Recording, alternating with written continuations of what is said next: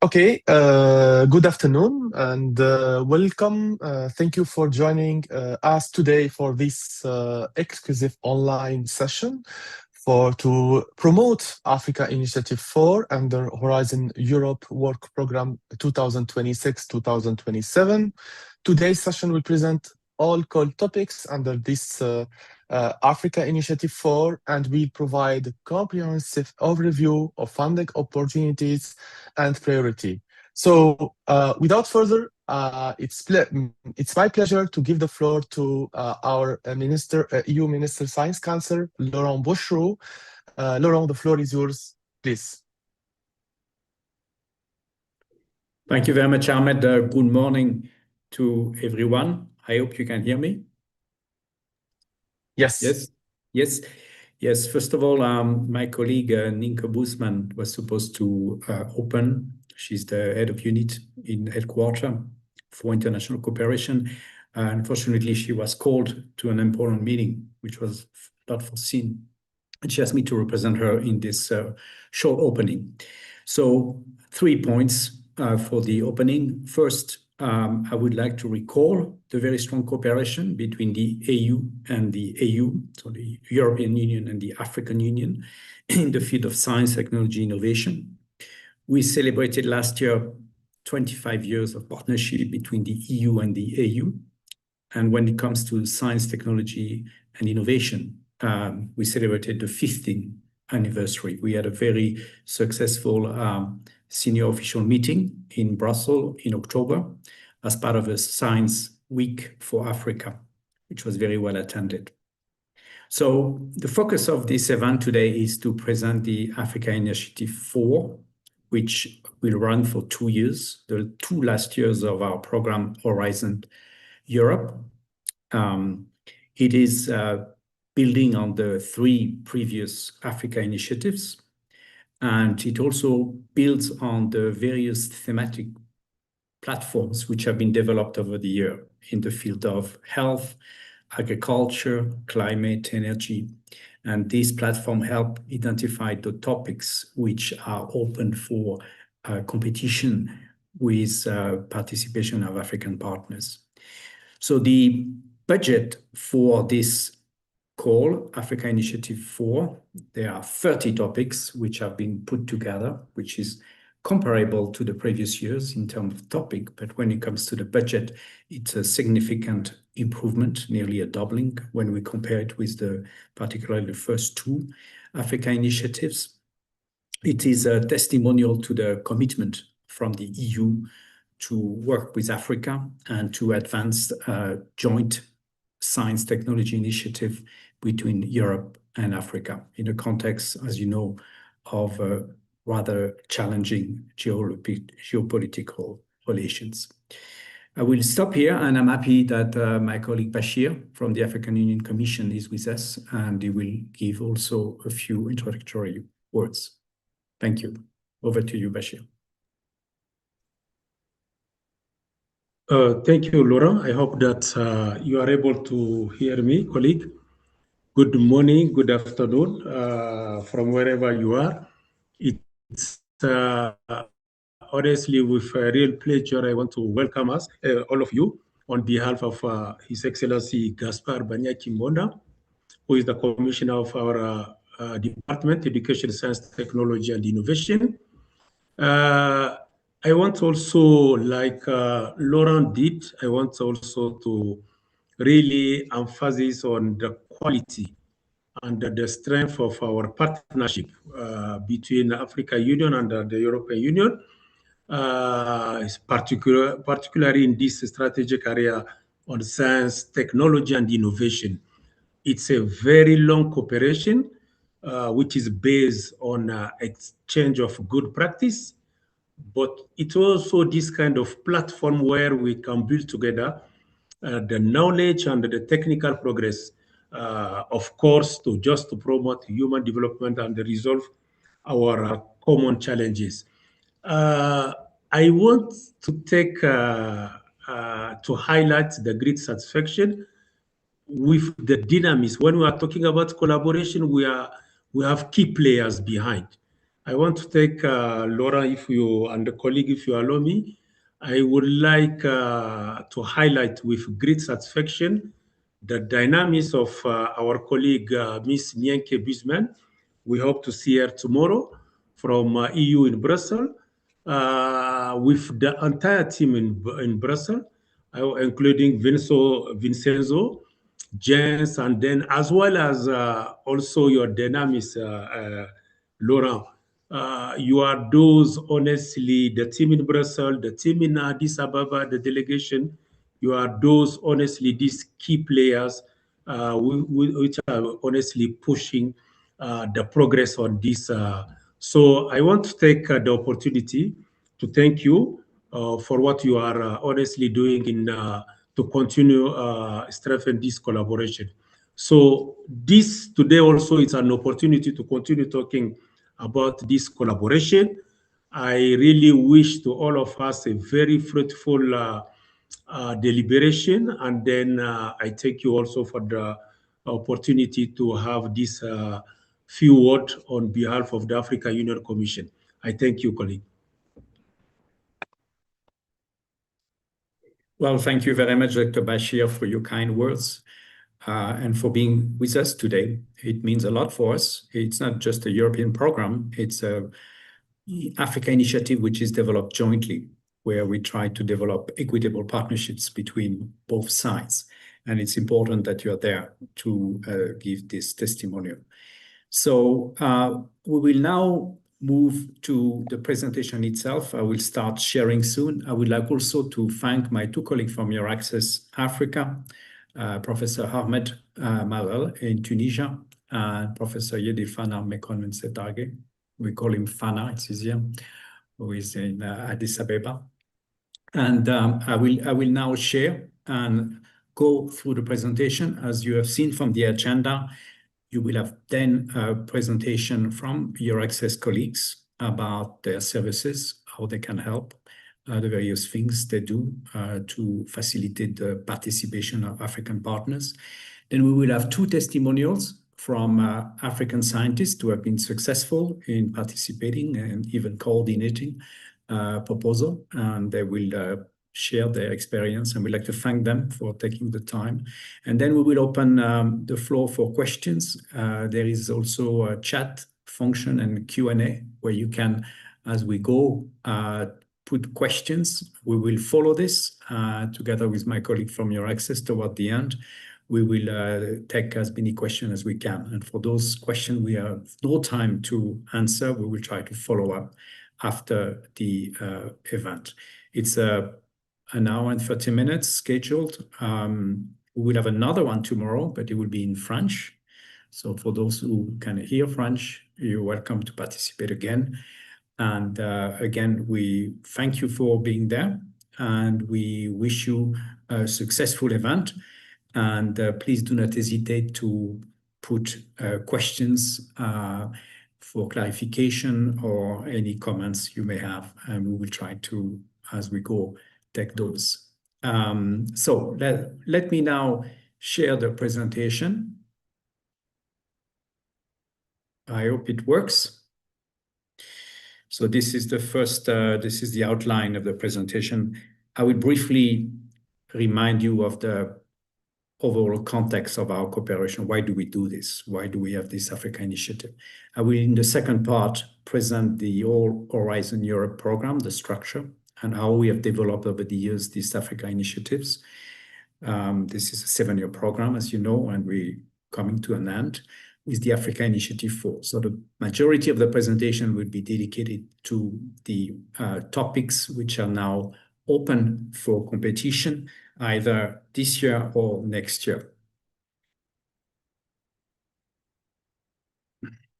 Trying to move, and it's not moving.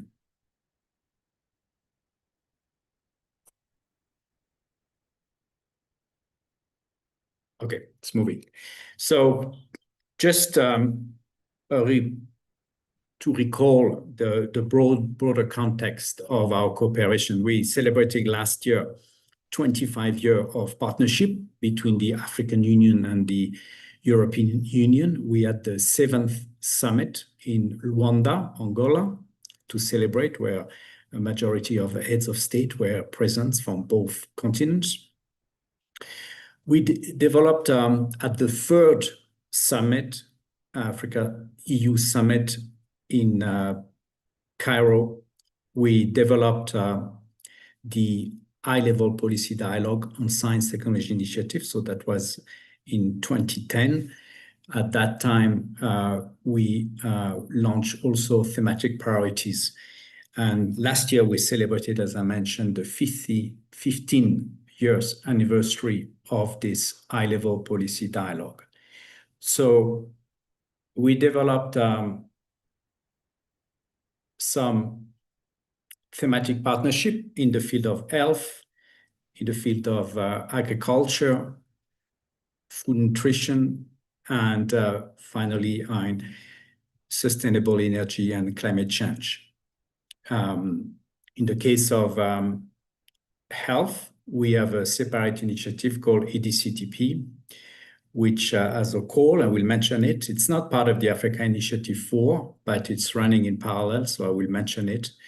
You can find more information on the EDCTP website, and there are specific webinars organized for presenting these topics. But 2 years ago, or 3 years now, we launched the so-called AU-EU Innovation Agenda that was launched by the Ministers of Research and Innovation from both continents, with the aim to move this research and scientific cooperation into concrete products, services, business, and create jobs on both sides. So this was launched more than 2 years ago now. We organize regular virtual workshop on cross-cutting issues, like, for instance, access to finance, IPR issues, or thematic topics. We had one on artificial intelligence, for instance. We have a dashboard where we're trying to harness all the initiatives relevant to the innovation agenda, funded by both sides or individual member states. And we have a newsletter. You can find the address below. We will share the slides afterwards, so you will be able to be regularly informed about the activities. So now let me move to the program itself, Horizon Europe. As I mentioned, it's a 7-year program. The budget for the 7 years is nearly 100 billion euro, but we have many countries associated to the program, so that participate financially and the governance of the program, and therefore the budget is actually much more than this 100 billion euro. I mean, those countries are countries in the neighborhood of Europe, countries which are candidate to become member of the EU or part of the neighborhood, and but also countries further away, like New Zealand, Korea, Canada, just to name a few. So this is not just a European program, it's nearly a global program. And from Africa, we have today 2 countries associated, namely Tunisia, now for many years, and more recently, Egypt. So this being said, the structure itself is organized around 3 pillars. First pillar, excellent science. A second pillar on global challenges and competitiveness. And a third pillar on innovative Europe. The Africa Initiative concentrates on topics coming from the 6 clusters, which are listed on the pillar 2. On the pillar 1, excellent science, there are different funding modalities. We have the European Research Council grants. The conditions is that majority of the work has to be done in Europe. That's for individual investigators. But they can be African having a double affiliation in Europe or and in Africa. And we have many examples. There is also under this program the synergy grants, which consist of 4 PI working together, and one of them could be established in Africa. And we have also example of successful applications. Grant for this is 10 million euros, so the PI may receive up to 2 to 3 million euros. So it's a significant funding opportunity.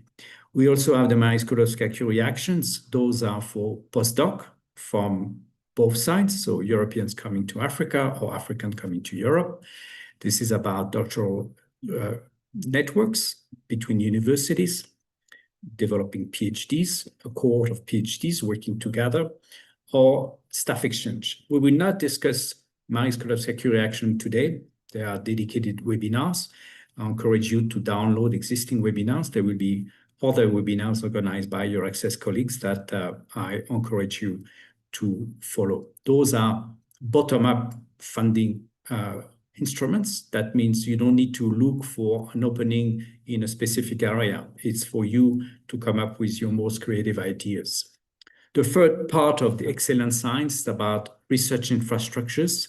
And you will see that one topic as part of the Africa Initiative 4 is actually coming from that component, research infrastructure.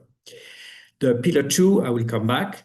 And pillar 3, this is about innovation and providing funding for startup companies based in Europe. So that could be of interest for an African startup companies having established itself in Europe. Otherwise, it will not be eligible. We support there as well the linking between incubators, accelerators between Europe and Africa. And we have a number of projects running to facilitate this, but this is not part of the Africa Initiative 4. Let me now concentrate on the pillar 2, the 6 clusters which have been identified and which will run for the whole Horizon Europe 7 years. You see the title and you see the budget. So more than half of the total budget is actually allocated to these 6 clusters.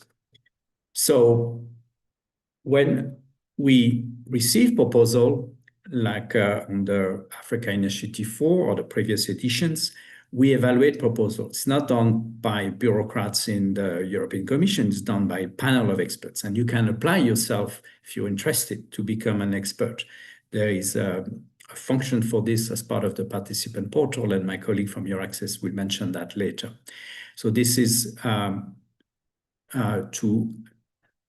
to specify that we run independent peer review of all these proposals we receive, and the main criteria for evaluation of the proposals are excellence, impact, and quality of the implementation. So excellence needs to be obviously innovative, beyond the state of the art. Impact, we need to be confident that the proposal will have an impact, and this has been well thought out in the preparation of the proposal, how to bring the results to concrete outcomes. And quality and efficiency of implementation, this is about making sure that the consortium composed of individual very excellent teams is able to work together and will run the project successfully. So when we launched the Horizon Europe in 2021, we at the time identified a number of topics as part of the so-called Innovative Africa Initiative 1. There were 36 topics identified then for a total budget earmarked of 350 million euro. Those calls are closed obviously now, and we will provide you with some statistics later. For the Africa Initiative 2, similar number of topics and budget was earmarked. And the Africa Initiative 3 that was launched last year for only one budget year showed a significant increase, both in terms of topics and budget allocated. We don't have yet statistics about the results. Most of these topics now have been closed and we have selected proposal, but often the results have not been yet been communicated widely, only to those who have been highly evaluated during the selection process. Looking at numbers so far, you see that we have signed so far 219 grants with African partners. Total number of African organizations involved is over 500 from over 40 countries. If we look at the funding dedicated to Africa, going to Africa, as part of the projects selected under the two Africa Initiative 1 and 2, we have a total of 175 million euro. This is specific to the two Africa Initiative 1 and 2. It mostly built in from the partnership I mentioned, the 3 thematic partnerships, and that doesn't include the funding going to Africa through the Marie Skłodowska-Curie Action, for instance, and ERC. Now, when we present this Africa Initiative, which are topics where we encourage or make it a eligibility criteria to have African participants, there are a lot of other topics as part of our calls where we don't specifically encourage participation of Africa. However, as our program is open, we have African partners in many other topics outside the Africa Initiative. So just to give you an example, under the Africa Initiative 1, there were 76 grants signed from 61 topics, which were outside the Africa Initiative for the first 2 years. And that's a budget of 33 million euro going to Africa on top of the 175, specifically for the Africa Initiative 1. Now, looking at how different countries perform, you see here the latest statistics on the participation in terms of number of participants between countries. And you see here the top 10 with Africa, Kenya, and Uganda on the podium, if I may, followed by Tunisia, Ghana, Tanzania, Ethiopia, Morocco, Nigeria, Senegal, you have to move, Egypt, and Mozambique. So that's in terms of participation. When we look at funding, money going to the countries, we have the same 3 top participants on the podium, but then the order changes. And you can see some country actually come up to the top 10, where some others have dropped out from the top 10. So this is just to encourage you to participate. I cannot present all the projects we are funding. There are many. I just picked one to highlight how this consortium are built. This is a program which is running. It's running until at the end of this year. It's called AfriFood Link. It's about building, working on the food urban development. You can see that it links a number of cities across Africa and Europe, 5 in Europe, 10 in Africa. There are also hub cities, and there are many other cities who are participating. And the objective of this project are actually the following. First, to promote healthier diets for people living in cities. It's about transforming the food environment in cities. It's about promoting multi-actor inclusive governance to empower the various actors. And finally, to accelerate innovative development. So create startup companies, scale up those existing in a way that is inclusive, involved the youth and women. So this is more where we stand. Now let me present the topics which are now open for competition as part of the Africa Initiative 4. There are a total of 30 topics, a budget of just over 600 million euro over the next 2 years. So you will see here the topics presented by clusters. I mentioned the 6 clusters earlier. Here you see the topics listed by clusters. I will mostly mention those which are open with a deadline in 2026 now. Some are already announced, but the deadline will be next year, April 2026-7 in the case of health. So I will not spend too much time. I will briefly mention the topics. So in the case of the health cluster, I mentioned EDCTP, this large European developing country initiative on clinical trials to build capacity in sub-Saharan Africa more specifically. There is a call that will present at the end. This is not part of Africa Initiative 4, but it will also contribute to fund a lot of research in Africa, particularly in the area of infectious disease. So when we look at the topics which are on the Africa Initiative 4 outside EDCTP, there are two for this year. One is looking at the impact of climate change on health. This is a topic where we have a total budget earmarked of 55 million for research and innovation actions. So projects coming from TRL normally of 3.4 to 7.8, so close to market. It specified that there will be 7 to 8 projects funded. So that means that you cannot provide a proposal requesting 55 million. You need to aim at a budget such that it will be the amount divided by 7.8. That's specifying the call. There is the deadline. The second topic, which is open, I should stress that for the first topic, it's focusing on countries, low and medium income countries. So it's not just Africa, but obviously this is quite relevant for Africa.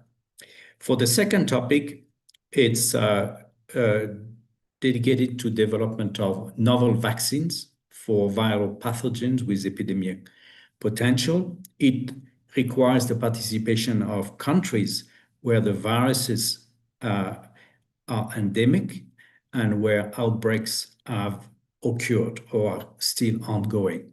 So those two topics, you see the deadline will be on the 16th of April. So there are about 3 months to complete the proposal. It's a good timing for you to activate your networks if you're working in these fields and look for partners and try to be in the winning proposals. We have a rate of success in average, which is about 20%, so 1 out of 5. That means it's competitive, but it is rather depending on the topics. Obviously, some topics we have higher success rates. For some other topic, we have high subscription, and fortunately, the rate of success can be less. So I will now turn to the second cluster, where we have a number of topics. As you can see, there are 3 topics which will be open in 2026. Deadlines are a bit later in the year, September. There is one looking at developing global partnership in cultural policies and creative industry, cultural and creative industry innovation. So 15 million allocated for 4 projects, where we specifically say that proposal to be eligible should have at least 3 partners in Africa, but not only Africa, Africa, Asia, Latin America. Another topic which is open this year is the 4th on the list on understanding the forms of local democracy in low-income and low-middle-income countries, where we encourage the participation of African but also Asian countries. Budget is 12 million for 3 projects, research and innovation action. That means the budget for each proposal should be around 4 million. And the third topic in this cluster is the one called supporting post-conflict democracy and reconstruction, that encourage international cooperation broadly, not specific Africa, but Africa obviously has a lot to offer given the thematic. And there, again, it's a total budget of 12 million, and there will be 3 projects selected, about 4 million each. So that's for second cluster. I will now move to the 4th cluster, where we have many topics, as you can see. It's a broad cluster from digital, industry, and space. And as you can see, we have a number of topics open in 2026. The first one in the field of artificial intelligence, it's called Advanced Local Digital Twins using AI specifically for early warning and preparedness. There is a budget of 6 million, and there will be only one project selected. And it's an innovation action, so it's very close to market. This is a topic where we encourage international cooperation because we want to make sure that the models and the results will be usable and deployed outside Europe. So we are looking for partners outside Europe to also identify what are the constraints for developing those local digital twins. This is particularly relevant in the case of Africa when it talks to early warning and preparedness. We are working also in the field of global monitoring on the environment and security. And therefore, there could be synergies between ongoing projects in this field and future proposal. We then have another topic on AI, international cooperation in AI, but that's going to be for next year. Those are small projects, but innovation projects, budget of 3 million for 2 projects. The rest of the topics in these clusters are related to critical raw materials. There will be 4 in 2026 and 3 in 2027.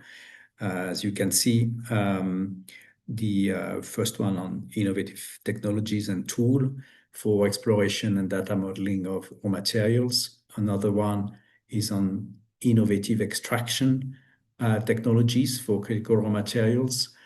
A third one is on monitoring of secondary raw materials and recycling. So this is, as you know, a priority for Europe. It's very important in the context of clean energy development, where we need to outsource and source more raw material from outside Europe. So we have developed significant strategic partnership on raw materials and critical raw materials, particularly with a number of countries. And there are 5 currently in Africa, and those are the countries with whom these calls are particularly targeted. I'm going to name the countries. There are 5: South Africa, Rwanda, DRC, Zambia, and Namibia. This means that we expect participation from these countries, and it will be actually limited, if I understand correctly, to participation from these countries. So this is for the 4th cluster. Now moving to the 5th cluster on climate, energy, and mobility. 3 topics. Only 1 open this year. This is the first one on improving climate and weather models for Africa.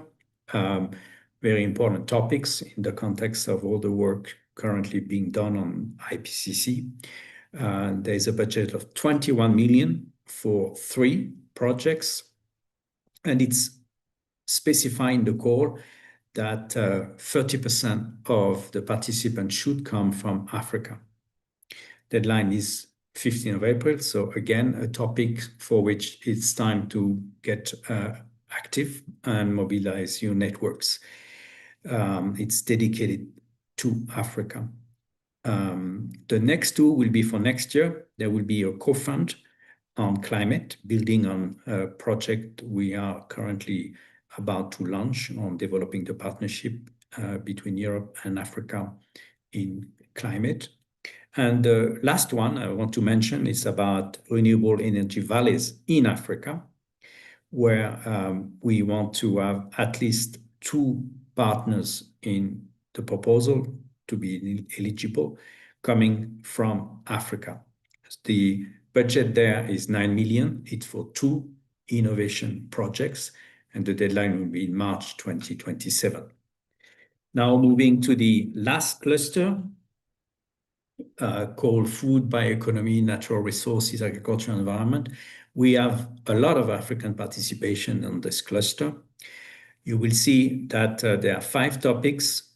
We have 3 this year, And the first 4, which have been developed with the support of the platform called FNSSA, that stands for Food, Nutrition, Security, and Sustainable Agriculture. These topics require that at least 3 participants in the proposal are coming from Africa. So there will be a very strong African participation in all the projects we will support.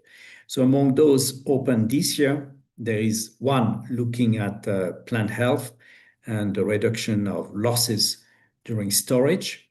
It's for 2 projects of research innovation project of about 6 million each. Deadline, it will be in April, so in 3 months. The second topic open now is on green transition food processing in Africa, which again will be 11 million, 2 projects. For next year, there will be 2 more projects, 2 more topics. And the last on the list is related to ocean research. And it's about supporting the AORIAN, which stands for All Atlantic Ocean Research and Innovation Alliance, which is a long-standing partnership between the countries across the Atlantic on both sides. And therefore, the call is targeting the participation of all countries along the Atlantic, particularly those who are already members of the alliance, such as, for instance, South Africa, Morocco, Cabo Verde, but also other countries, for instance, on the Guinea Gulf, who are welcome to participate. So I will be complete when I mention the last topic, which have been included in the Africa Initiative 4. It's a topic coming from the research infrastructure component of Pillar 1, I would call it. And it's about strengthening the links between existing European research infrastructures and African counterparts. And there will be there is a budget of 12 million for 5 projects. And it is about facilitating the links and helping ensure the operability and sharing of data and working together between those infrastructures. They could be in any field. They just need to be registered as ESRI or ERIC research infrastructures on the European side, and identify relevant partners in Africa and provide convincing proposal that the budget requested will be of use. So I'm finished now on the very brief presentation of the 30 topics. As you can see, I was rather general in presenting the topic. I just want to zoom on one of them that I mentioned already about climate and weather models for Africa, just to give you more flavor of how these calls are being drafted and how you should read them. So for each of these topics, how we call it topics, where we have an objective, we provide a number of details, and we list both expected outcomes and the scope of activities we expect to see in the proposal. So in this particular case, where the deadline is mid-April, we have a total budget of 24 million that should fund 3 proposals, the top 3 proposals, which should be requesting about 7 to 8 million per project. We have an eligibility additional condition about participation of African beneficiaries. As you can see, at least 30% of the beneficiaries, so the partners listed in the consortium, should come from Africa. We should ensure that, because it's about modeling and using Earth observation data, that data coming from the European Copernicus and Galileo are being used. Could be obviously other system, but we want to make sure that Copernicus and Galileo are being used. And we want additional requirement to ensure that there will be open access to all the modules and code that will be developed as part of the projects. So it's also important to read carefully the section on expected outcomes, because this would be clearly and very precisely and carefully assessed by the experts, who will have to rate how the proposal meets or is likely to meet this expected outcome. So in this case, we are talking about higher quality models reflecting African conditions and supporting both adaptation and early warning. We want to develop stronger climate prediction services that can help communities better respond to the impact.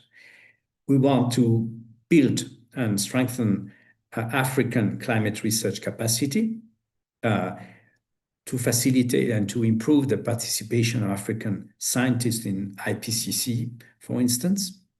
We want to obviously enhance the collaboration between African and European scientific institutions. And we want to provide through this research more support to various policy framework, like those who are the ones which are mentioned here.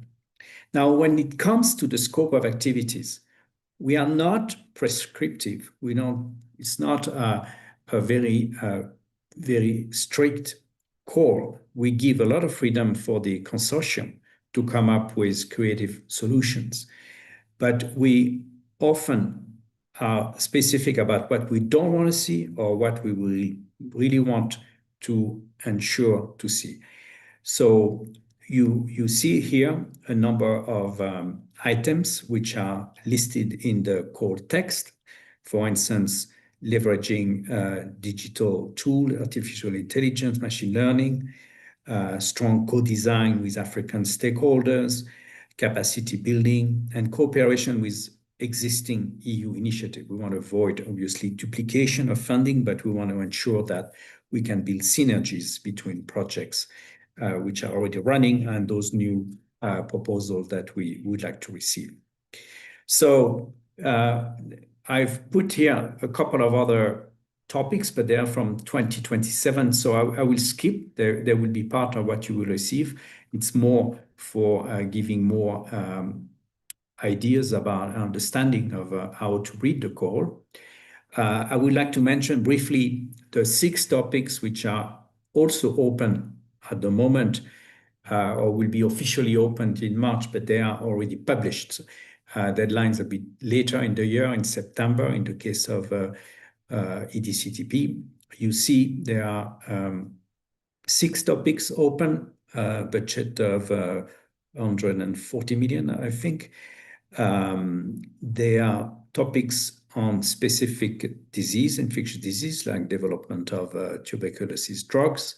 Also looking at interaction between climate and health, HIV, co-infections, comorbidities. 4th topic is on respiratory infections.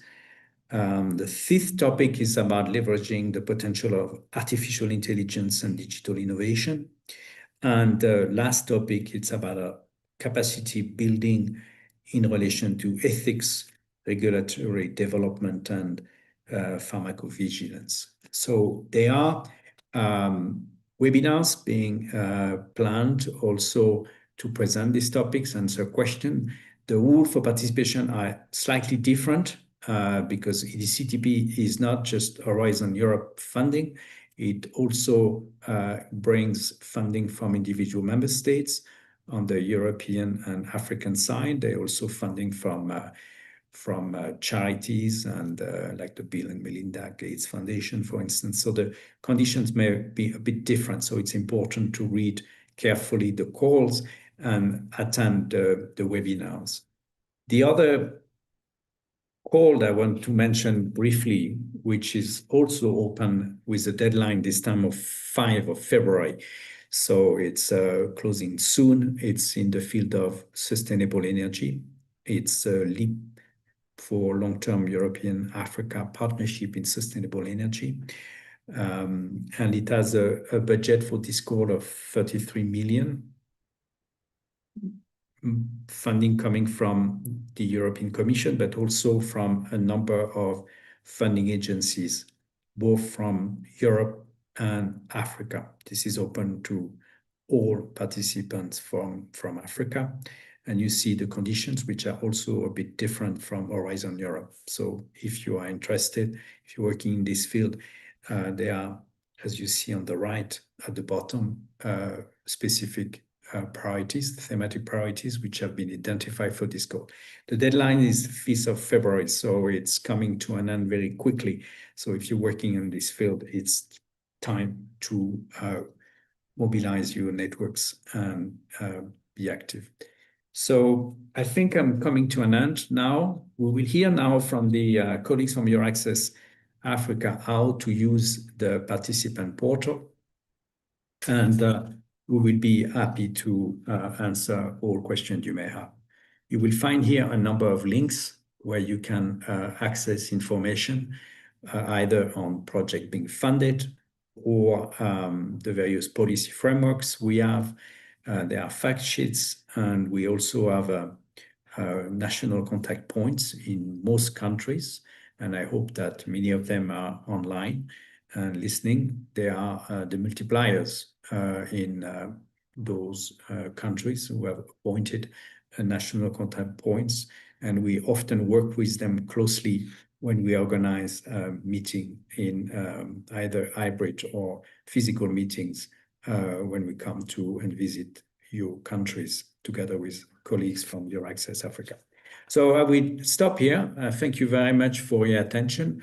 I hope I was clear. It was a lot of information, but it's really to raise awareness of those possibilities. As you can see, there is a lot of funding available, and we want to make sure we select the best partners and the best partnerships and projects between Europe and Africa.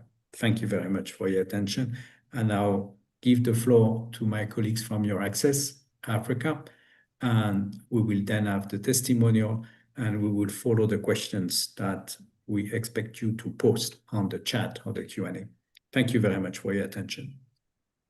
Thank you. Thank you, Laurent, for this nice introduction about Africa Initiative 4. So I think now we move to our colleague Fana from Addis Ababa University. Fana, the floor is yours to present Euraccess Africa services. Go ahead.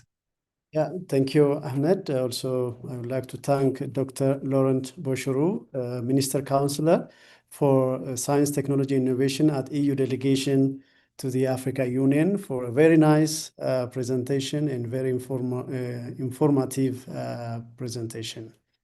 I and Ahmed will tell you about Euraccess Africa services, and we also navigate through the two important websites, Euraccess, as well as EU funding and tender portals.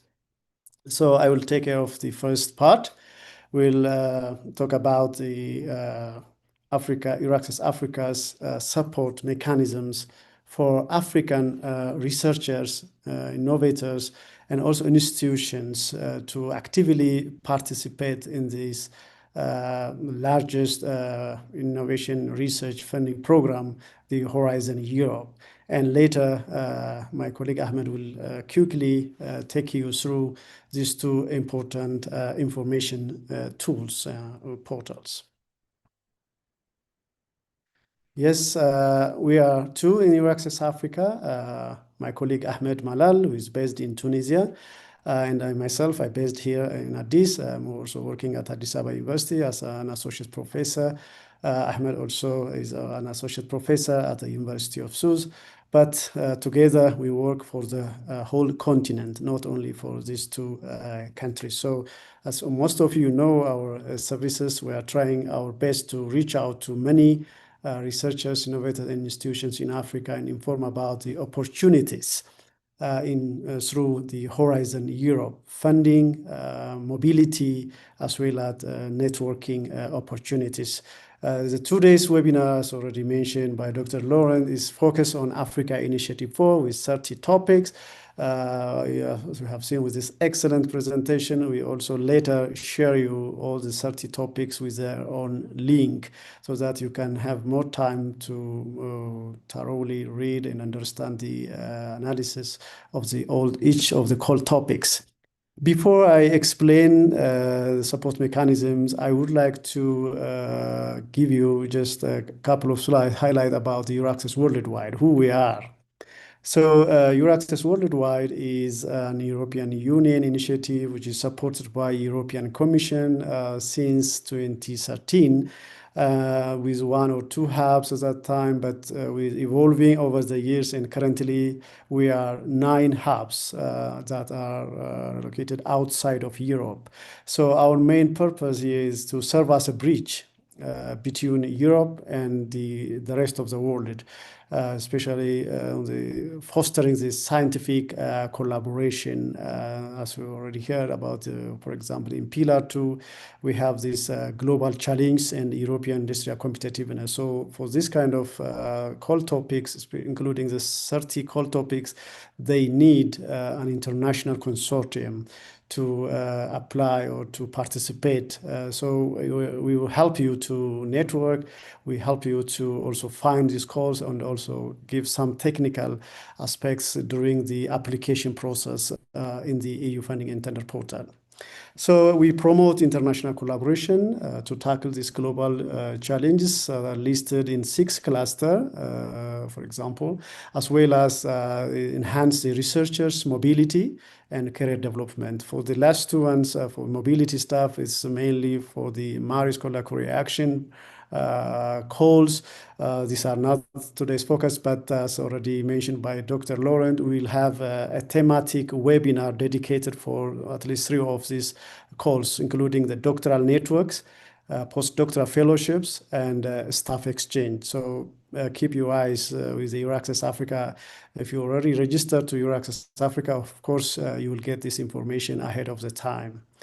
So in Euraccess Worldwide, we are also part of the Euraccess network in general. I think most of you already know about Euraccess. This is a leading portal for research community in general. So it is all-in-one leading networking platform and information tool for talented researchers worldwide, not only for European, but it also helps for anyone who's involving in research landscape. So specifically, we provide free access to information about research in Europe, information about opportunities for research funding, for mobility and networking. We also provide some practical tips through our practical sessions, both online and physical session, to pursue your scientific career in Europe or associated countries. There are about 21 associated countries to the horizon Europe. We also facilitate international collaboration and transnational mobility to be involved in this consortium and apply together and to solve some of these global challenges. And this Euraccess network in general is open to all nationalities. It's open to also research fields, no discrimination on the disciplines. All fields of study is involved or can be participate.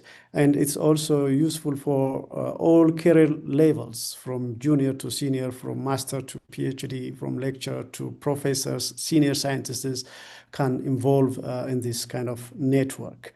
So we have more than 669 service centers located in 43 European countries and 9 worldwide hubs in associated countries. So you can imagine how big, large number of centers we have. So all these centers in Europe and outside of Europe are mainly help to bridge or to connect European researchers with the rest of the world. So we need to really make use of these centers to network ourselves and efficiently or actively participate in this Horizon Europe funding program. So the other very important thing that you need to know is that all services of Euraccess are free of charge. So you can provide your own profile in Euraccess website. You can also provide your institution, your company profile, so that you yourself and institution can be visible by others, for example, by PIs, by applicants who would like to apply, so that they can communicate you, they can reach out to you and participate or invite you to participate in the calls. So these services are free of charge. So these are our colleagues. So we have a team of 16 dedicated country regional coordinators or representatives across 9 world hubs. One of them is, of course, Africa Initiative. You can meet us, myself and Ahmed, and we have also colleagues in North America, in Latin America, India, Asia, China, Japan, Korea, and Australia. If you would like to also collaborate or need any network with outside of Europe through EURAXESS Worldwide, our colleagues, these colleagues that you can see in this slide, can definitely help you. So our central management is based or located in Brussels, and it's chaired or coordinated by Cristina Gomez. She's based in Spain, but the central management and our headquarters is in Brussels.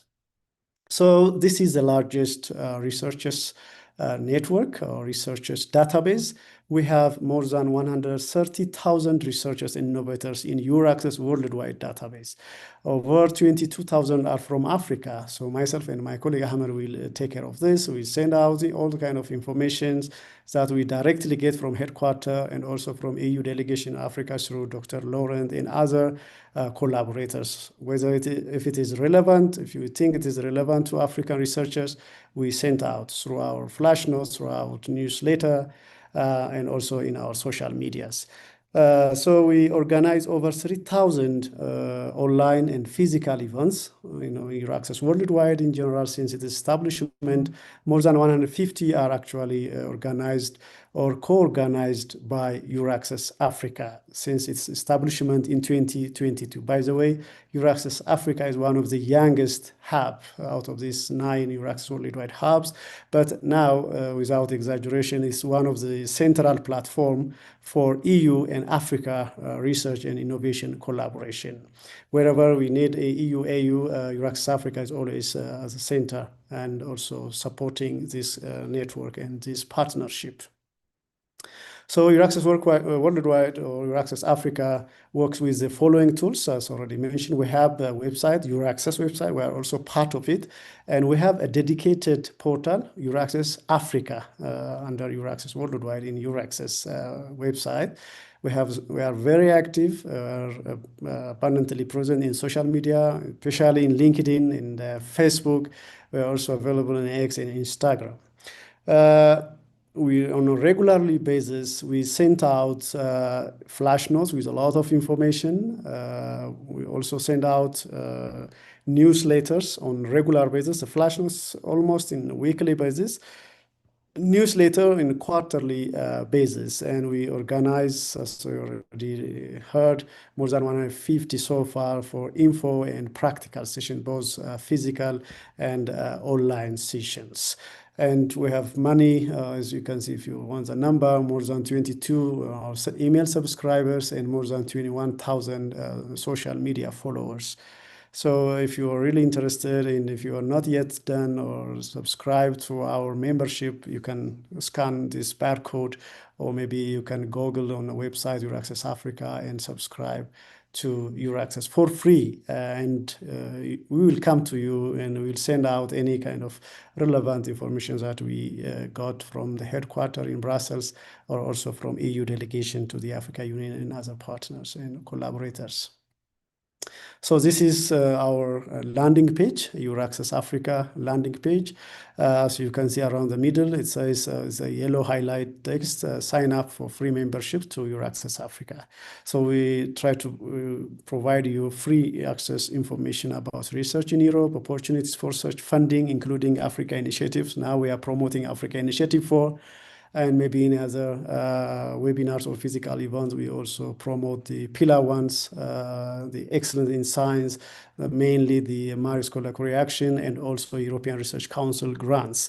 So we will have a dedicated for that, but I really encourage you to subscribe first and get this kind of informations. And I also encourage you to provide your profile. Upload your CV and your research profile so that you can be easily cached or easily visible by other researchers or innovators who is actually looking for partners in your area, for example, in your country.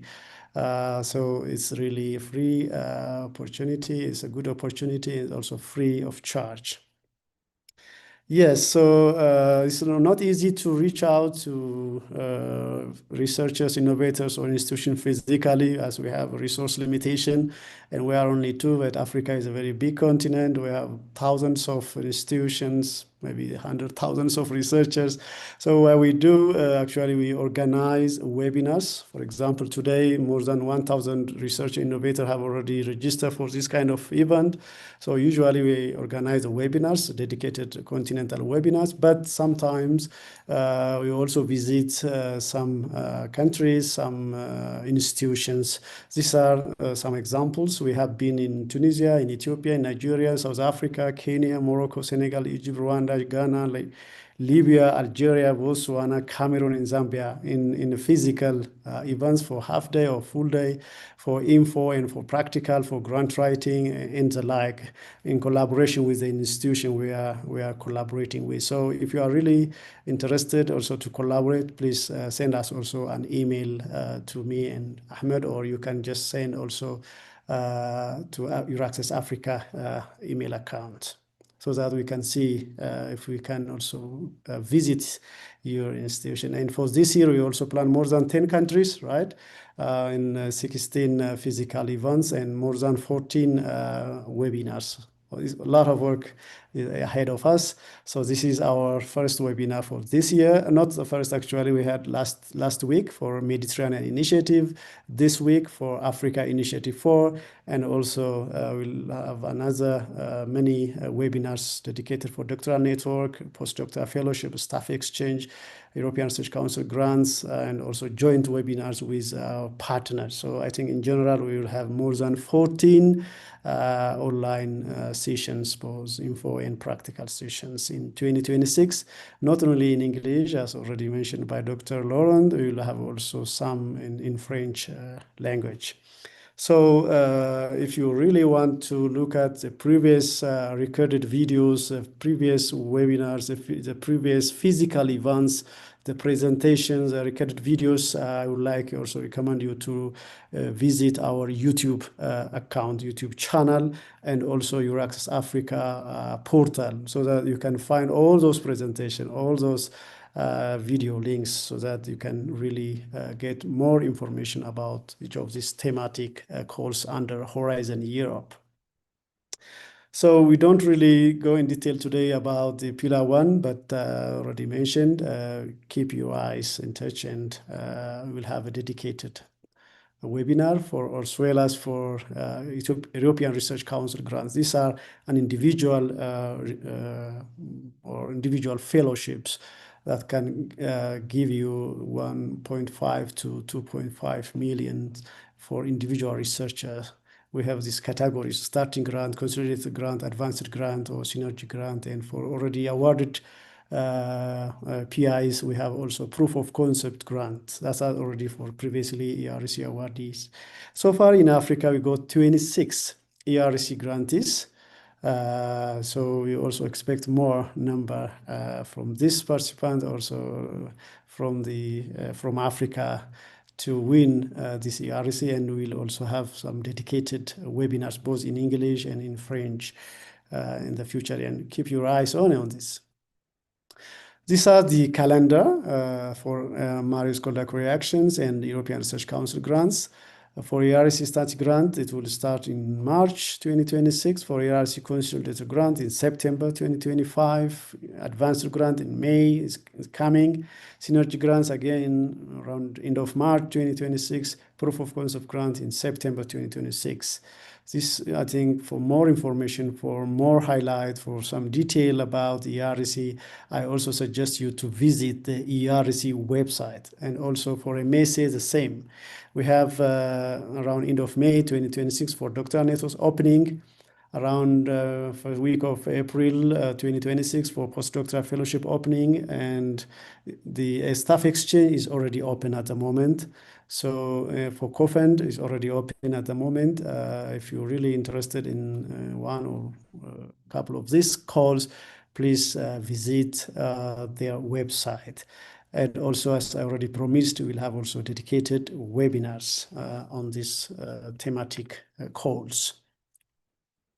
So let's build together Eurasia Africa Research Community. And if you are not yet part of it, please, this is the right time. Right after this workshop, you need to really sign up and get benefit and get informed, get proactively participate in Horizon Europe different core programs. So as already some of the links are shown by Dr. Laurent, but still you can also find additional resources in this page. Thank you very much. And now I give the floor to my colleague Ahmed.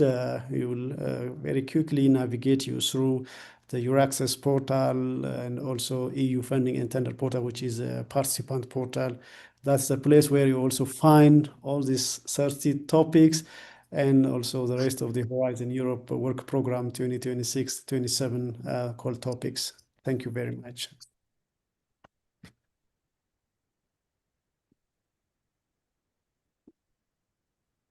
Thanks a lot, Fana. I will try to share my screen.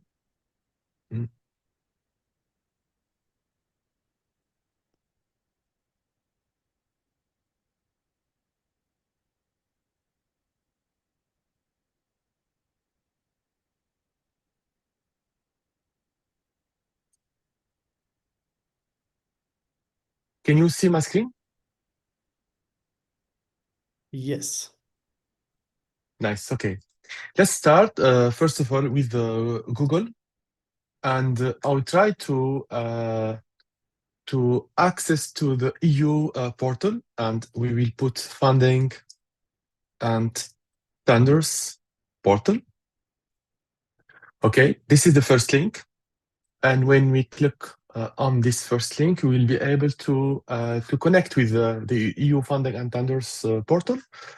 And of course, we should click on funding and calls for proposals like that. Okay. After that, we have some filters, and first of all, we should select a period. And actually, we are in 2021-2027. And of course, we should select Horizon Europe. This is the first one. Okay. After that, for submission status, we can click on only forthcoming and open for submission. No need to click on close it.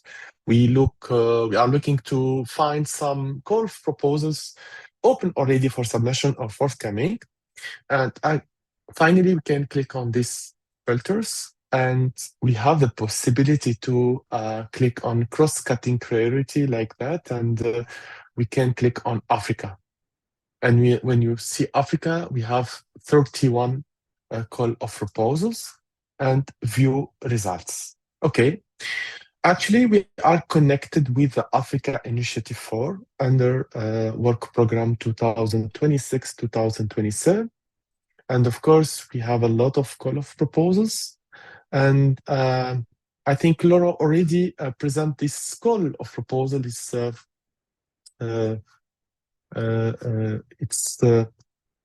about improving weather. Let's see.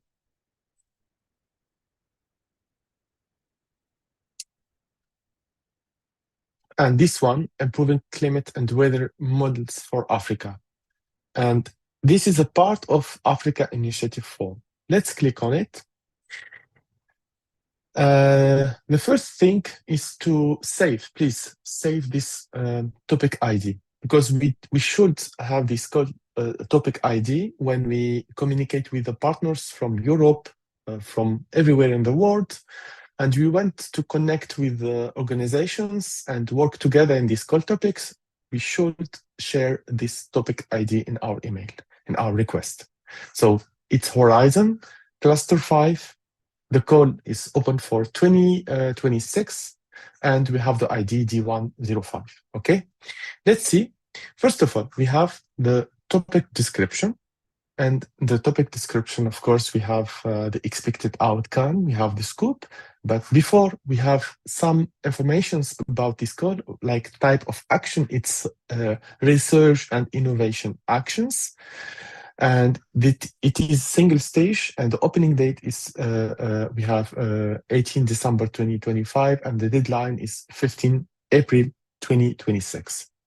And this is some details about this call topic, and you will see the expected outcome, the scope, and we have some useful links. And of course, we should ask if you will coordinate, or you will be the lead of the proposal writing phase. You should see some conditions like eligibility criteria about the participations, eligibility of some countries. And of course, my advice is to see, of course, and to read all informations or eligible conditions related to this call topic before starting the proposal writing phase. So after that, we have, you can see here, we can see the budget. I think it's clustered. Let's see the topic ID. Topic ID is D105. Okay, this one. Okay, and let's see the table. And when we can look here in the table, we see D105. Yes, this one. Okay, and the budget, it's around 21 million euro. Okay, and of course you will be able to see the indicative number of grants. It's 3. Means that for each project funded by EU, it will be around the budget. It's around 7 million euro, and 7 million euro. It's a good fund to start working in this project. Actually, we have a useful tool. It's partner search announcements. And actually, we have 23. Let's see, when we click on here, this option, you will be able to connect with some organizations in the world. They express their interest to be part of this call topic. And we have 2 options. We have the expertise offer and the expertise request. Here we have 23 expertise offers, means that there is a lot of organizations, partners, they're looking to be part in this call of proposals. So let's see, for example, click on this one, okay? And you will be able to see the partner profile, and you will be able to connect with this organization. And so we have some information about this organization, like, for example, this organization, they have already 3 projects, and you can see some details about the projects. They are participating 2 projects as a beneficiary, as a partner, and they succeed at coordination, and this coordination in Horizon Europe. Okay, and we have some details about of course, it's the map of partners, and we have some information about the projects, each project. Okay, so this partner profile gives us a good idea about this profile of this organization, and we can decide if we be able to connect with this organization or not. Of course, we can click on contact organization. We can see the description. Usually in the description, we have some emails, like this email, for example. Direct, we can connect with the organization. And of course, if we decide to connect with the organization, we are a great team, for example, in University of Addis Ababa in Ethiopia, and we express our interest to participate in this call topic, and you put the topic ID as I mentioned before. This is crucial to put the topic ID. Of course, you should able to prepare a shortlist, not only this organization. You see that you have actually 23 organizations. It depends of the type of organization, if it is private for-profit organization or small or medium-sized enterprise or university, it depends. So this is a short list. When you prepare your short list, you'll be able to connect and send an email to express, of course, your interest as an organization to participate in this call topic. Okay, and this is a way, and we have other ways to look for partners and to be able to connect with some coordinator. They want to lead this, for example, the proposal writing phase for this call topic. Let's see, for example, this option, guidance. okay? And after that, we can click on help desk and support, like that, okay?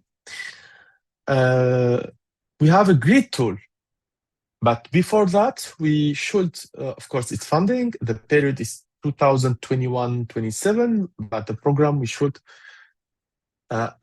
click on Horizon Europe, okay? We have a new option here.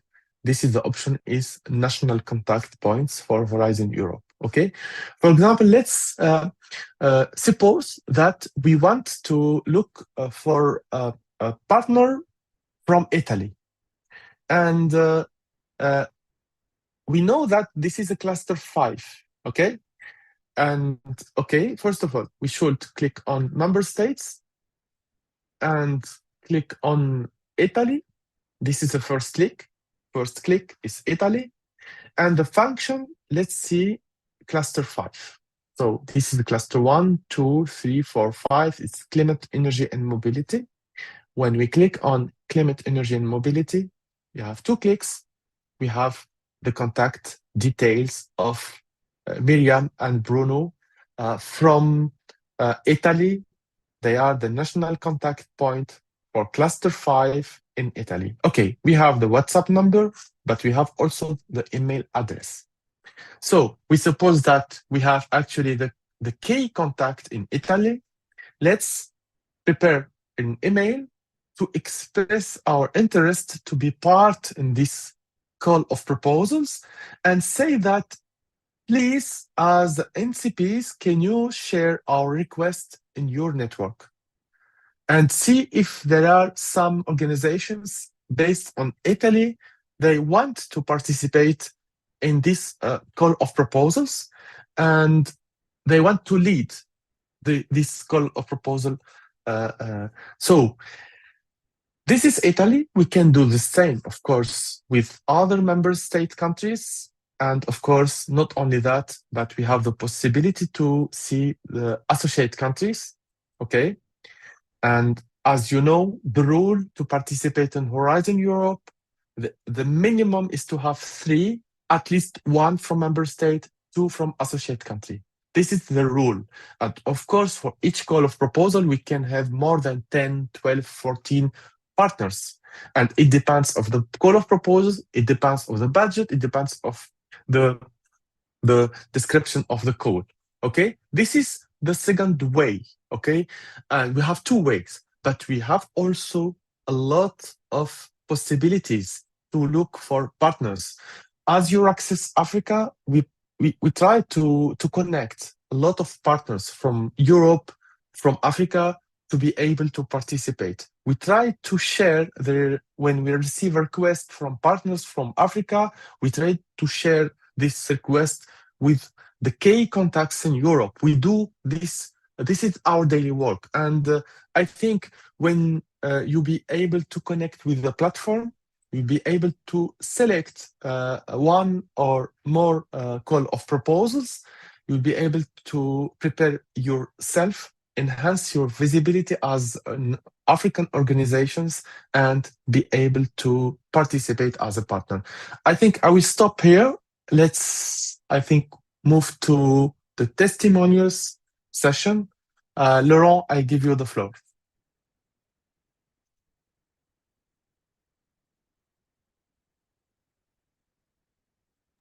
You mean Professor Kamel? Yes. Thank you. Thank you. Good morning. I'm Kamel Besbes. I'm professor in Center for Research in Microelectronics and Nanotechnology in SUS Technopole. And I am the former Director General of this research center. And I will present to you today our experience with European project. Also, I have the mission to be a scientific advisor of our Ministry of Higher Education and Scientific Research in European Program for Cluster 4, Digital Industry and Space. So my talk is about 2 things. Well, we must identify our needs in our research center, and after I will present you what we do to win this project. So our mission in our research center should serve as a bridge between academia and industry to provide the necessary expertise to maximize the utility of our research center with different research platforms, and especially with the newly built clean room facilities. So this clean room is the first of their kind in Tunisia, and this need meet international standards, meet international standards for micro and nano fabrication. So our strategy in that time was that we need to engage researchers, engineers, technicians, and administrative teams in the new context of developing research activities in microelectronics and nanotechnology at a high level of proficiency. So we looked for international research activities, models, and partners to support the scientific and technological capacity of our research center by promoting collaboration with world-class activities and programs to reach high-level objectives as elevate our research center quality in micro and nanotechnology, particularly for sensor, micro and nanosystems applications, train scientific, technical, and administrative staff in research management, advanced in micro and nanofabrication, and the clean room management, integrate our research center in the European research area, and build sustainable links with international industrial stakeholders, and develop a robust strategy for research valorization and the commercialization of innovative sensor technologies.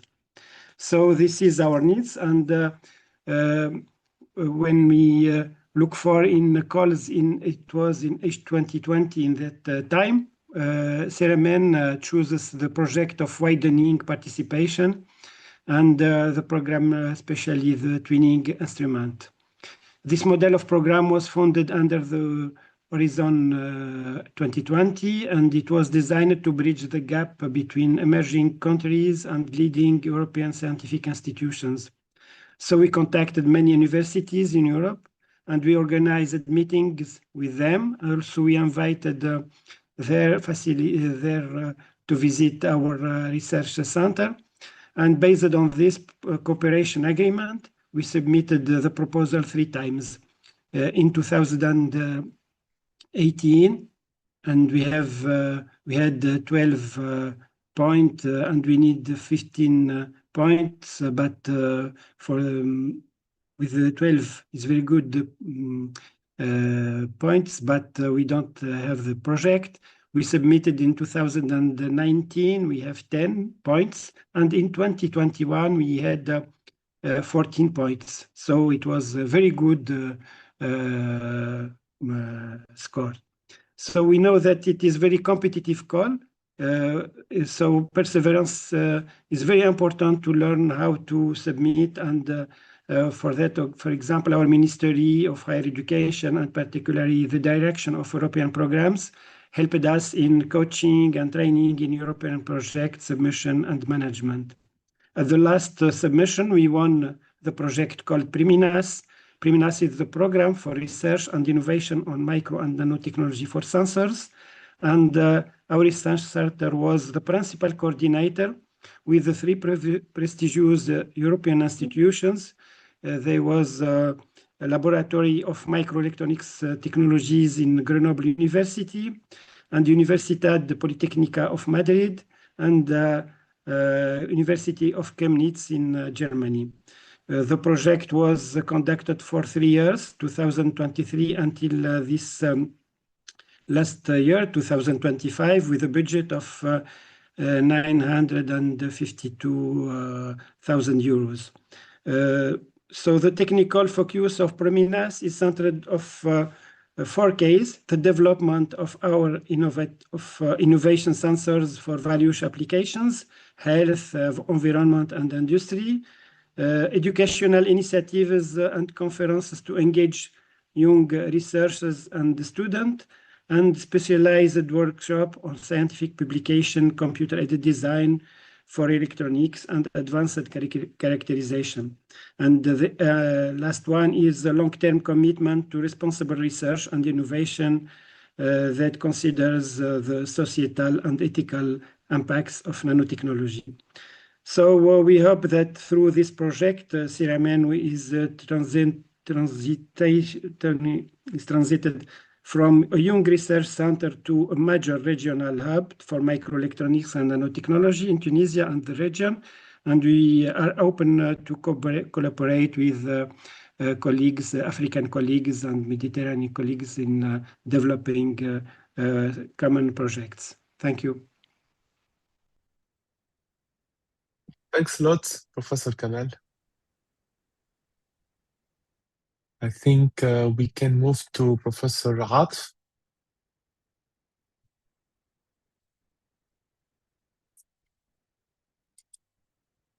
Hello. Hello. Hello. Hello. Thank you for this opportunity. So I'm Atif Jawani from the University of Tunis Al Manar. I'm a researcher in water, food, and the Nexus water energy food topic. I had the opportunity to participate to several projects, and I'm happy to share some thoughts, let's say, about that. Can I share my screen? Yes, please go ahead. Okay.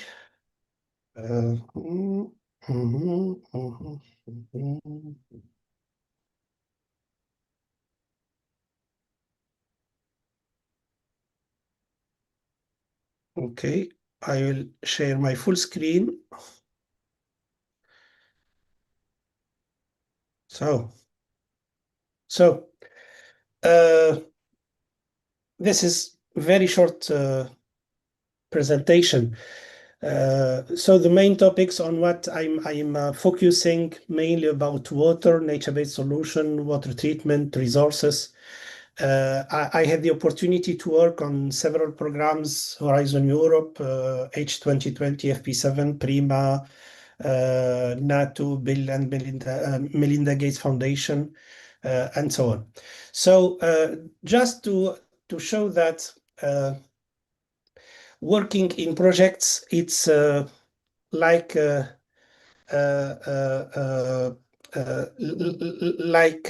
process that started quite early. These are only the international projects, and we see that when we are involved in projects, we continue to be involved. So even with bilateral projects, some small projects, but international projects. So projects are running by themselves, let's say. So this is the first point. So the main difficulty is to start, and the question is how to start. My idea is that I cannot move. Okay. My idea is to share some thoughts about how to start. The main word maybe is persistence. So you have to be patient and to insist and perseverance. One of the main keys, I think, is networking. I stress on networking since collaborative projects need involvement of many partners. So we have to build a consortium, and when we build consortium, we have to trust each other. So the networking is the powerful key to be involved. So try to maintain your networking, to enrich your networking, to diversify your partners by different activities,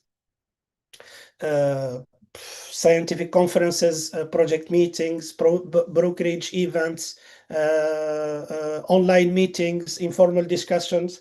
So in general, we work with people, with them we have trust. So we need to be accepted and trusted. So don't neglect your contacts. Try to maintain your network and enrich your network. Your existing contacts are your first capital, of course. So former advisors or people with whom you had co-supervision or former colleagues. So you have to maintain these contacts. Every scientific interaction is a potential opportunity. So if you have a dense, a viable network, this gives you opportunity to be involved later. So the second point, I think, is never give up. So behind every success, I showed you some accepted projects in different framework programs, but I didn't show you the rejected projects. So rejected proposals are common. So don't give up. And recently I received, before 2 days, I received the rejection from Horizon Europe project that I thought that it was very good proposal, but with a very nice consortium, international consortium with China, with Europe and so on, but it was rejected. So it is disappointing somehow, but never give up.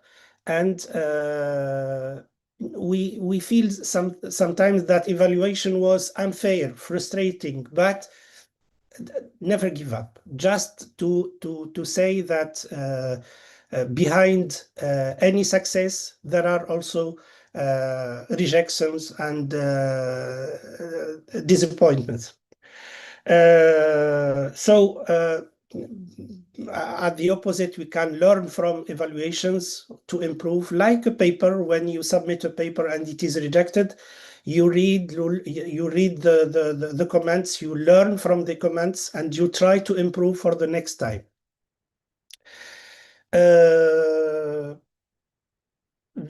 Another point is don't wait that you find the opportunity to be funded.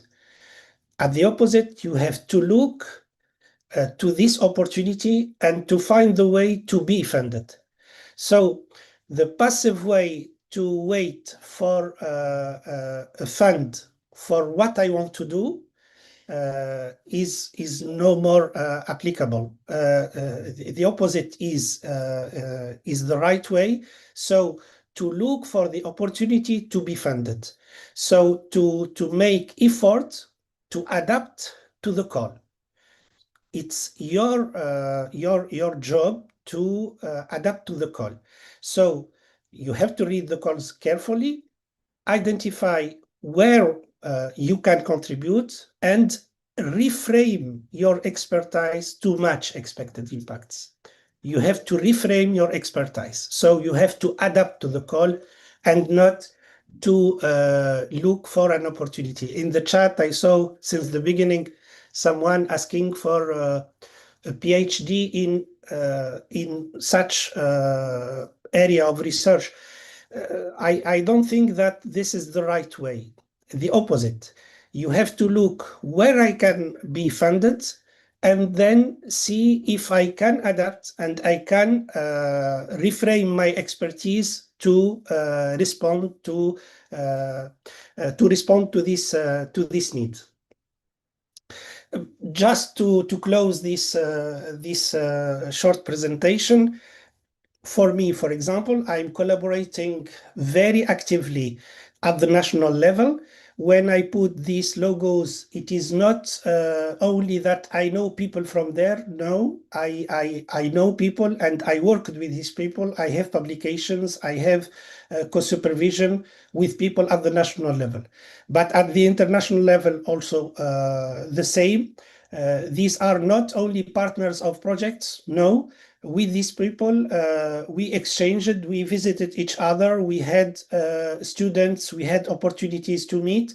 So every time when I need something, I can call them, ask them, write them, and it is more a human relationship, more contacts, more direct contacts between us. These are not only partners in projects. They are more than partners. They are close partners, or close, let's say, friends everywhere. We can trust them, we can ask them, and for each opportunity, we can mobilize this network to to respond to any opportunity. That's all from my side, and I'm happy to answer any question. Thank you. Thanks a lot, Professor Ath, for this nice testimonial, and this is a great experience. I think I see also some messages in the chat. There is a lot of motivation comes from you and from Professor Besbes. And I think now we can open the Q&A session. Laurent already there, Fana, and we can allow some live questions if you want. We have 2 already, 3. Okay, let's first of all, the first one, please. In the meantime, I answered, Yes. I think, 18 questions. There are very specific questions. Okay. I don't know whether everybody can see the question and answers.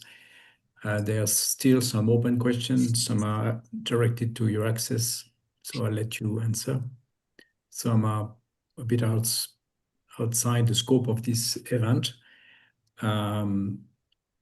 But we're doing our best to answer the questions.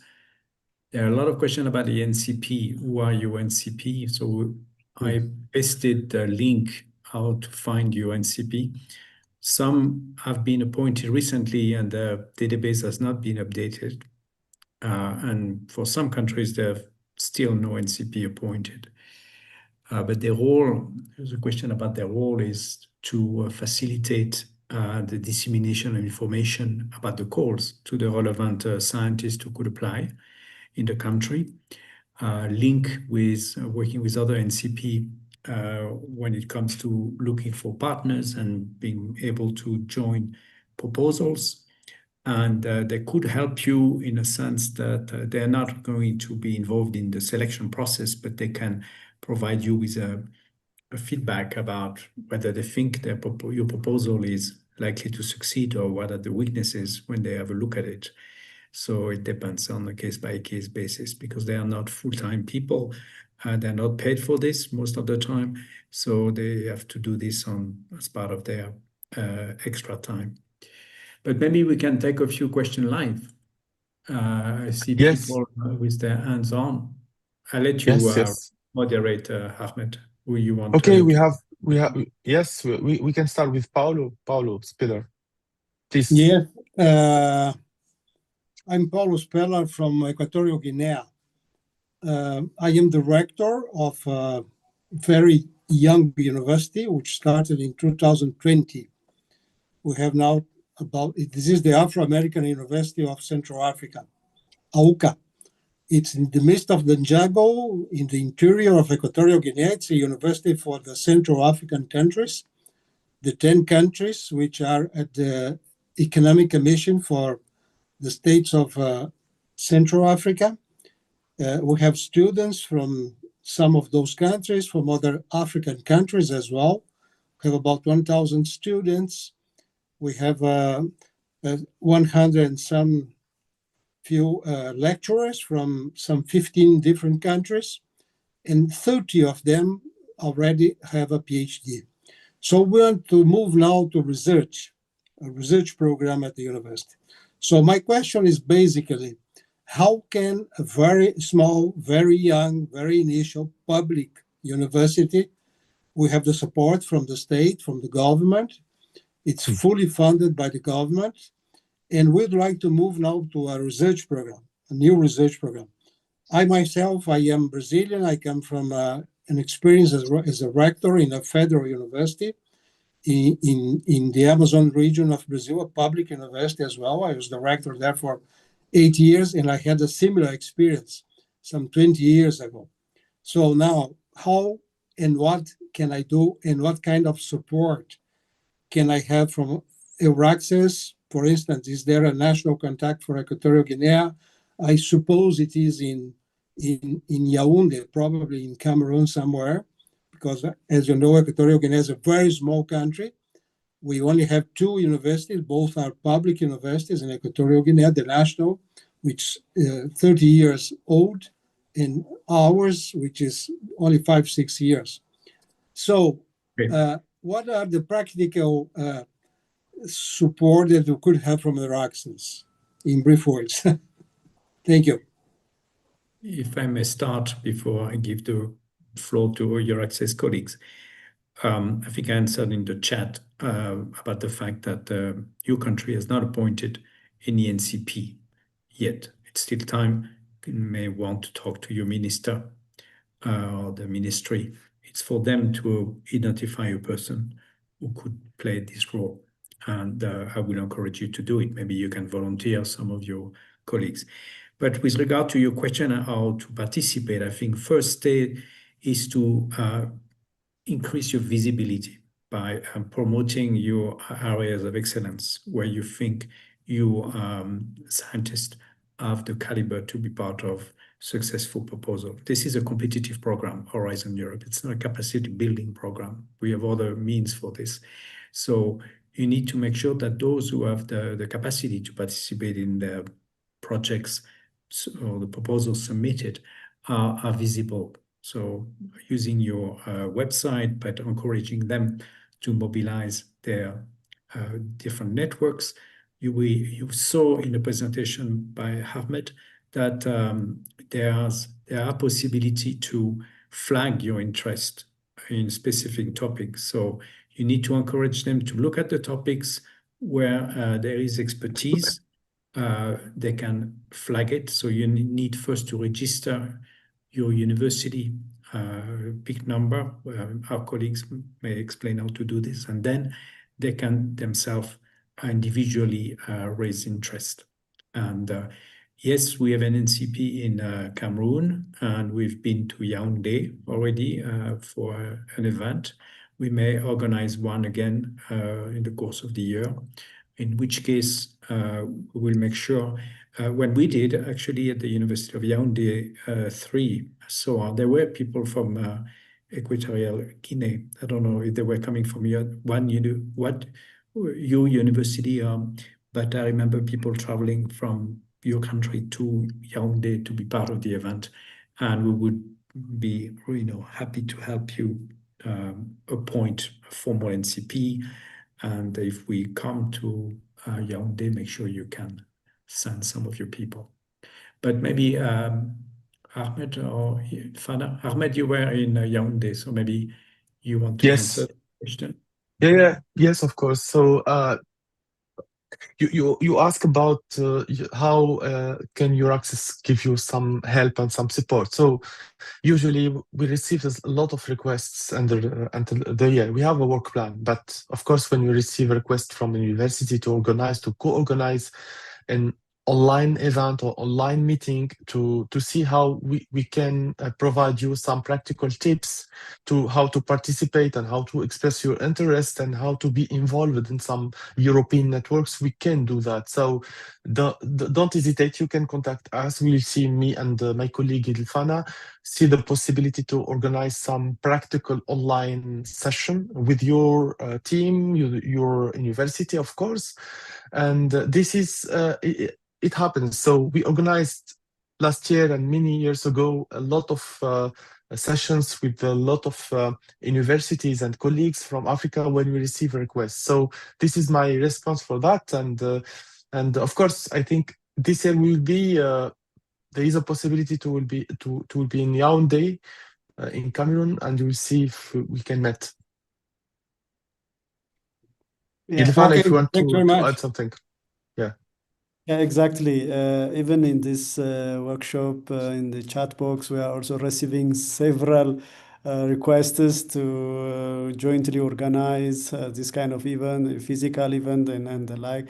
So I think you keep requesting us just to be a formal request. I think you better send it via email, Euraccess Africa email, africa@euraccess.net. And also to my colleague in Equatorial Guinea, I encourage you also to send us or maybe to share the links for Euraccess so that researchers and innovators in your institution can be part of Euraccess and get our informations.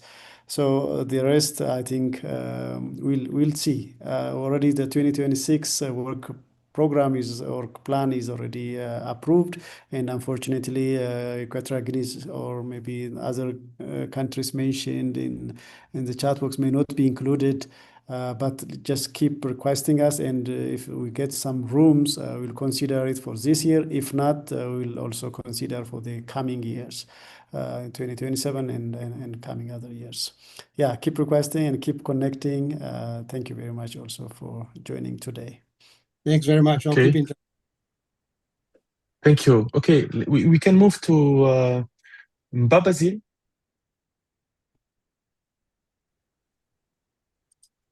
Can you activate your mic, please?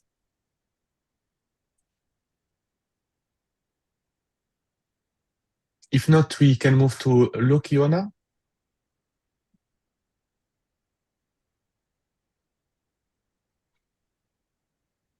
Yona, can you activate your mic?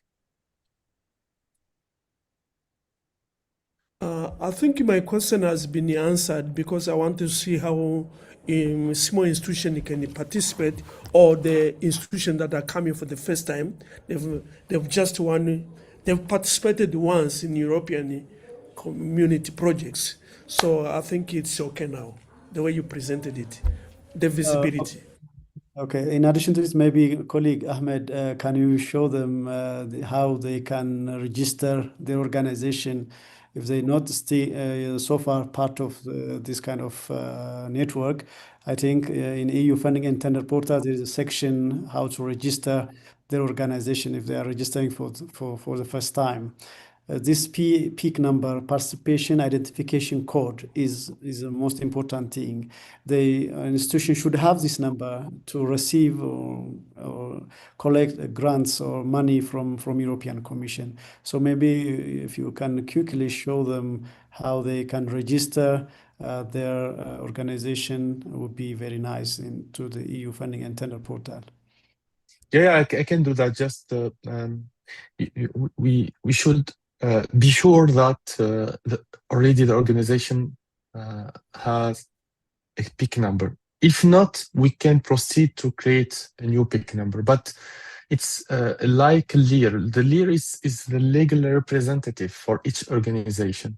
He must give the approval to create this PIC number. Okay, this is just when you have a PIC number, you'll be able to participate. I can just before thinking 2 or 3 other questions, I will try to share my screen again. Okay, just I want to when for example I'm in the portal, okay, already there. You have a lot of options, like, look, we have participant and register. But before register your organization, you must have an account. You should have an account in this portal, and the account is for free. Just it takes 2 minutes to have an account. When you have your account, you'll be able to add your organization, but you should be sure that there is no PIC number before, and that's why we can find a registered organization. We have look. We can put, for example, let's put Ethiopia. Okay, we have more than 853 organizations already from Ethiopia in the portal.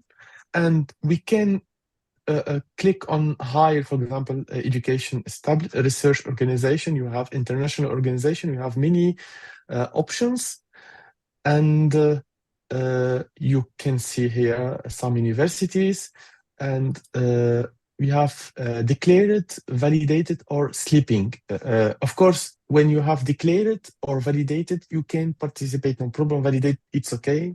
Means that the organization have already some participations in Erasmus Plus or in Horizon Europe. Declared means that there is a peak number. You are allowed to participate, no problem. But when you get the acceptation in the grant agreement phase, the validation process starts with the European Commission. Let's see, for example, Addis Ababa. Just to see Addis. Okay, you see here Addis Ababa University. There is a lot. 1, 2, 3, 4. So in this case, we should use this one. Why? Because this one is validated. Okay, we don't need to use the same declared. Means that there is someone who decided to create a peak number for Addis Ababa University, but already there, Addis Ababa University, you can see here. Okay, this is Addis Ababa University. There is 35 projects, and you'll be able to connect with all projects already funded by EU, and this is the peak number. Okay, this is the peak number, and when we use this peak number when we create the proposal in the submission platform, and we will add this peak number as a partner. So when you put the number, of course, we will have Addis Ababa University. Okay, now you have your own organization. Of course, each legal entity in Horizon, in general, in your country can participate in Horizon Europe. So you should sign in like that with your account. Okay, let's wait. I will put my email address. Now I'm connected with my account, and I will have many new options. Okay, this is my name, and you see here, we have a lot of options. And of course, let's see, okay, we have proposals, project, my organizations, like that. When I click my organizations, you can see here, a new organization, okay? A new organization. When I click on new organizations, there is some steps, okay? Some steps, legal name, registering country, the VAT number, the website, and of course, organization data, legal information, authorized users, summary, and success. When you finish these steps, you will be able to receive a peak number. Okay, so you can participate. But when you participate in the proposal, and this proposal, after the evaluation phase has been accepted, you should contacted by the European Union to validate your peak number. This is the steps to prepare the question about the peak number. So I will stop sharing my screen. Okay. And we can move to other questions from colleagues. There's a question. I think it's Julius. From Katya and from Julius. Yes. Katya, do you have a question? Or Julius? I will need to leave in 5 minutes, so just yes, to encouraging anyone who has a burning question to speak. And Julius, are you still with us? So we have another from Yinka. Maybe Yinka. Laurent, if you try to answer, I think 1 or 2 questions before you leave. I can read from the chat box. It says, if national contact points do not have answer about eligibility of participating in EDCTP project. Can you please advise about where to direct questions about EDCTP? And also, together with this, asks about the role of national contact points in the application process. Can they also participate in this call for proposal or something like that? On EDCTP, I answered a previous question and I give a name of a colleague. It was about case of Egypt, who is now associated country. Colleague is Agustin Martin. He works on the international team at the EDCTP Secretariat. I provided his email in the chat because it's more specific for EDCTP. As regard NCP, to my knowledge, they can participate. There is no reason that they could not. Then we have maybe live questions. I think I answered over 20 questions on the chat, which some are more directed to access, how to ask question. I mean, I think your access is always open, right? And maybe this one, Dr. Laurent. Can African partners coordinate or lead consortiums? This kind of question, most of the time we receive this question. I think it's also a good idea if you can answer this for this person. Normally, yes, except for coordinated and support action, as far as I know, to be checked in the general rules, international cooperation. These documents are regularly updated, but I mentioned an example, for instance, where an organization based in South Africa was coordinating a very large consortium. So it is certainly possible. And we don't necessarily encourage because it's a lot of additional work, administrative work. That means also that the whole funding for the project will be sent to that organization, who will then have to resend it, to retransfer the funding, the money to the different partner countries. So it can be complicated. So if you have not been involved in many proposals and projects, we advise you to try to be a participant. And then when you gain expertise and experience, you may want to be the coordinator yourself. Yes. Yinka is with us with his raised hand. Do you want to take the floor? Yes, please. Thank you very much.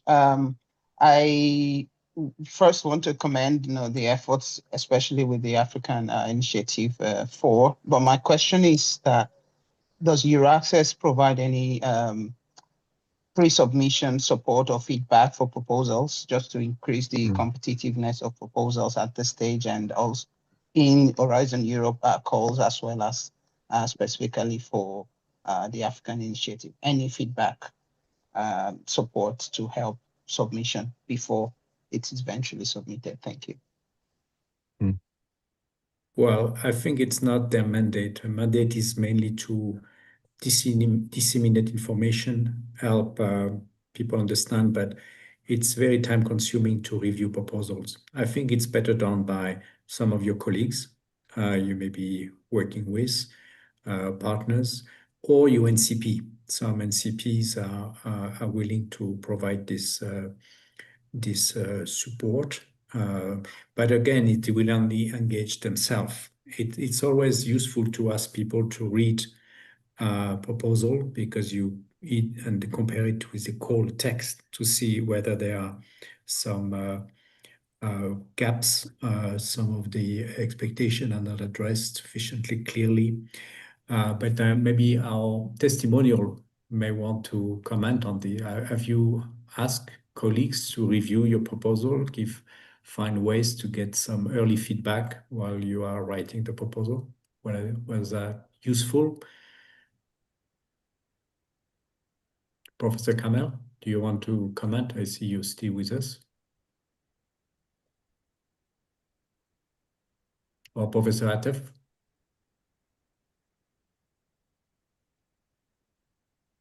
But I would not encourage you to ask our two colleagues from EURAXESS Africa, who are really very busy, to do this.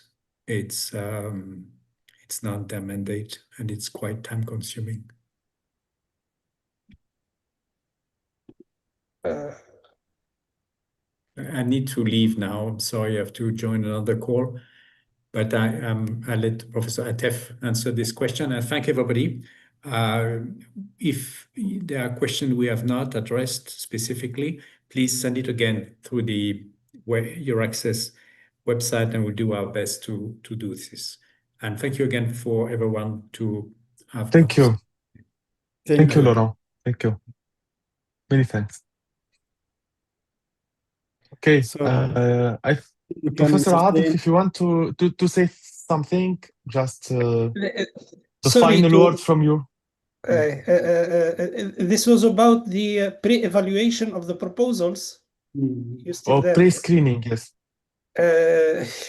Yeah, we of course, when we are writing a proposal, it's a collaborative work, but there is a lead there. A lead to maintain the homogeneity, the coherence of the proposal. But of course, we can ask for colleagues from outside the consortium to read and to give their comments.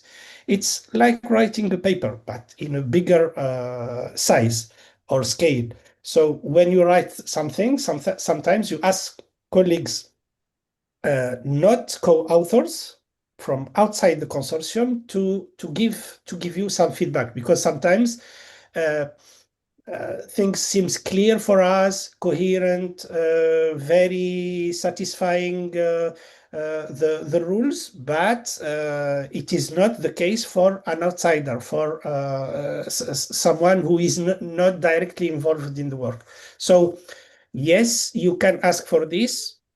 The best is to ask from colleagues who has experience, but in general, you can ask from colleagues, but there is no dedicated, I think, office that could do this job for you. Of course, now we have some startups or companies that can help you writing proposals, and this is commercial activity that you have to pay, and their added value, I think, it is very, very obvious. We had experience with some of them, and we are satisfied with the result. Thank you. Thank you very much. Thank you. From my Thank you so experience, in some universities, there are also offices that are dedicated to provide you feedback. For example, Office for Research, Office for Grant Writing, Office for External Funding, something like that. So maybe you need to also check your institutions, your university or research institution, if they have this kind of offices, in addition to give to colleagues. There is also maybe sometimes offices to handle or to support you in this kind of things. Just information. Yeah, many of our participants also ask if they can get the presentations from today's workshop. Yes. Yes, definitely we will share. We'll provide you, or we make sure that you'll get our presentation, our invited testimonial, Professor Atef, Professor Kamal's presentation, also Dr. Laurent's presentation in EURAXESS website. And definitely that will be very useful for you and give some time also to go through all those slides and benefit out of them. Okay, Fana, I think we come to the end, but I want to thank Professor Atif Jawaini and Professor Kamel Besbes. Thanks a lot for you. Without testimonial, I think we need to have with us real experience in Horizon Europe, and I see the advices comes from both of them. They motivate us to be involved. When this, I see when you are involved in the first project, you will be involved with a lot of projects after. So Thanks a lot, and save the date for tomorrow. Tomorrow we have the webinar in French. This is the French session to promote Horizon Europe Africa Initiative 4. And of course, we share the slides and the recording videos in our Euraccess portal. So we can say bye-bye and see you soon. Yeah, Ciao, bye-bye. thank you all participants. Thank you very much also for coming, for joining us. Have a nice lunch or have a nice time. Ciao, Thank you very much. See Bye-bye. you another time. ciao, all. bye-bye. Bye. Thank you Bye-bye. all, our panelists. Thank you so much. Thank you.